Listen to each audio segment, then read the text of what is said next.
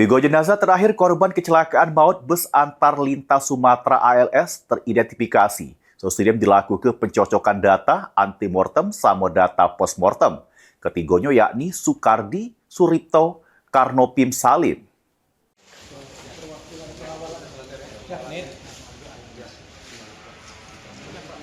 Tim Laboratorium DNA, Biro Laboratorium Kedokteran sama Kesehatan, Pusdokes Polri, balik lagi mengidentifikasi 3 jenazah korban kecelakaan maut bus antar lintas Sumatera atau ALS di Kabupaten Musirawas Utara.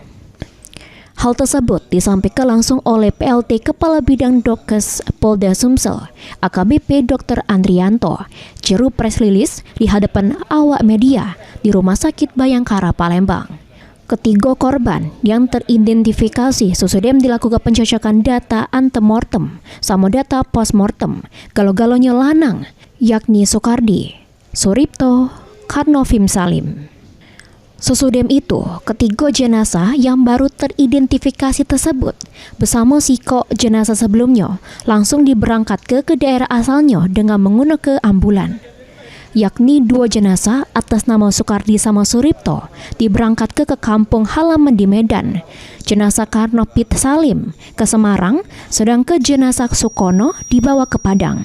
Jawabnya untuk penanganan nomor PM62 teridentifikasi sebagai Sukardi, jenis kelamin laki-laki. Yang kedua, nomor PM62 teridentifikasi sebagai Suripto Gurning, jenis kelamin laki-laki. Yang ketiga, nomor PM62 teridentifikasi sebagai Karnopim Salim, jenis kelamin laki-laki. Heru Wahyudi, PAL TV.